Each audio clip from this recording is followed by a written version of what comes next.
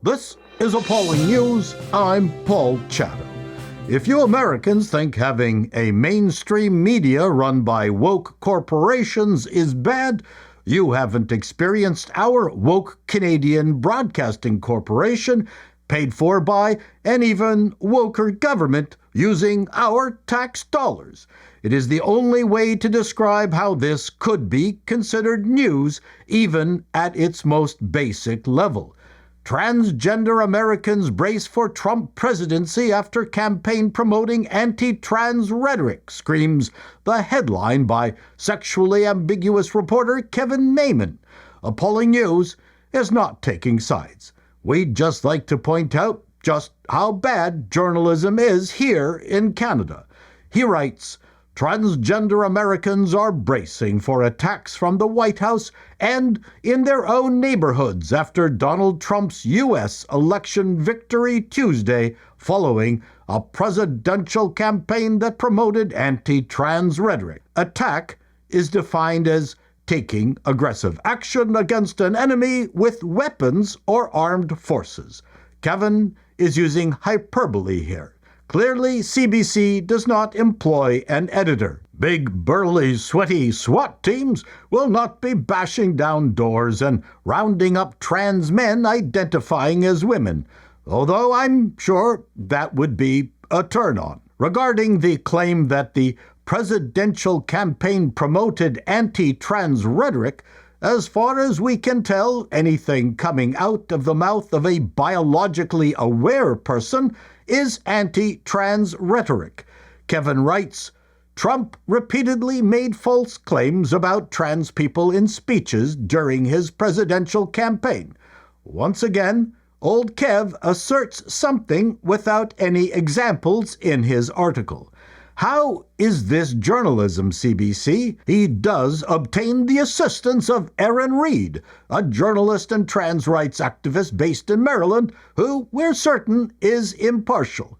There's no way to sugarcoat this. I've been fielding people who have wanted to end it all in chats and messages to my inbox. We do not doubt the sincerity of Reed's claim, just based on the reserved and erudite reaction videos we've all seen on TikTok and Instagram.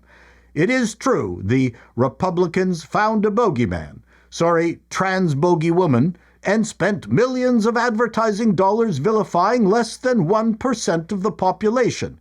And you're understandably mad, but conversely, why then do you trans activists demand gender-affirming care education and enforced pronoun use in schools just to accommodate your less than 1% of the population? You can't suck and blow at the same time. On the other hand, maybe you can. Please don't send videos.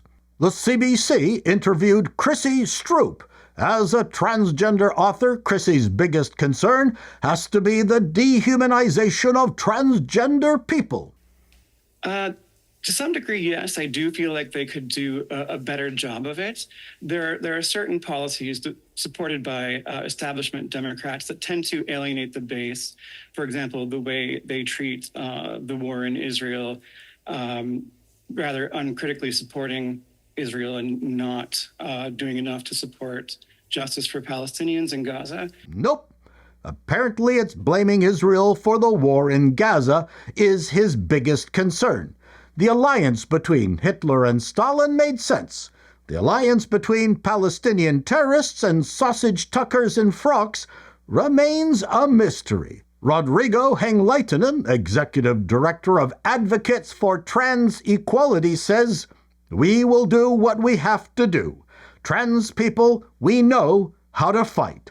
That is correct. We saw what you did in the Olympics. We're sorry, Kevin Maman, but this is an opinion piece. It's not journalism unless you get quotes from people not fully invested in your agenda and interview those who disagree with your premise.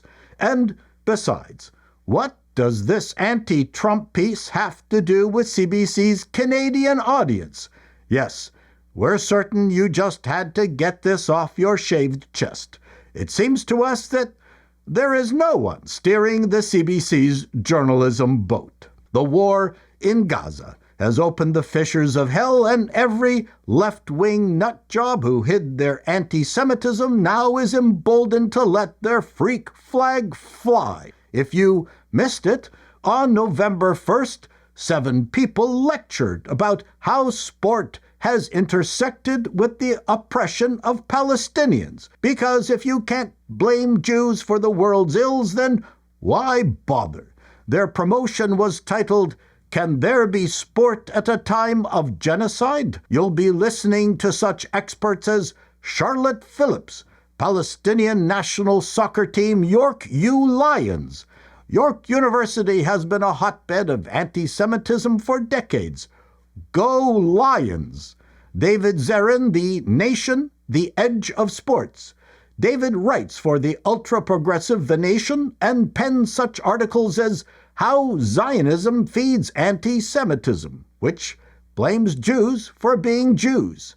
Kat Pijatlovic, Palestinian Football Association and Katolika Global School of Law. Pijatlovic sounds like a good Arabic name. Sofia Azeb, University of California, Santa Cruz. Sofia is a professor who expresses support for terrorism, spreads hatred of Israel, and engages in anti-Israel activism. But we hear she's a swell girl. Omar Dridi, NBA player agent and co-founder of Athletes for Ceasefire. Omar would have gotten better results if he had co-founded Athletes for Hamas's Surrender and Release of the Hostages. Rebecca O'Keefe, former Irish basketball player and Irish Sport for Palestine. Many Irish are so anti-Semitic, they scare Palestinians. Daniel Silkowski, University of Toronto. We sure he was there for the food. So what did the audience think? This was our favorite review. I'm pro-Palestine, but this is so goofy, I wouldn't be surprised if it was secretly organized by Zionists. You'll realize that this hurts the cause, yeah? No one on the fence sees this and goes, this seems like the rational side. We're certain the panelists outnumbered the people attending. And finally, continuing with Zionist derangement syndrome, we have no idea how Canada has suddenly become a Palestinian outpost. On November 11th, Remembrance Day ceremony, when Canadians pay tribute to the Canadians in uniform who lost their lives in wars since World War I, Ontario School played Palestinian protest song in Arabic as its Remembrance Day music. Sir Robert Borden School in Ottawa played the song over a slideshow. Needless to say, the musical selection was distracting and distressing to some in the audience, particularly Jewish students, some of whom complained to the principal afterwards. Principal Aaron Hobbs defended the selection, saying it was chosen to bring diversity and inclusion to Remembrance Day that is usually only about a white guy who has done something related to the military. Perhaps Mr. Hobbs needs to crack open a history book. Many indigenous, blacks, Indians, and all manner of immigrants fought for this country, not just a white guy. Did he know who fought on the side of the Nazis during World War II? Arabs. But for our deranged school system, everything is about diversity and inclusion except the majority of Canadians. After a deluge of complaints, Hobbs changed his tune grudgingly. It has come to my attention that the inclusion of the song Haza Salam in the program caused significant distress to some members of our school community.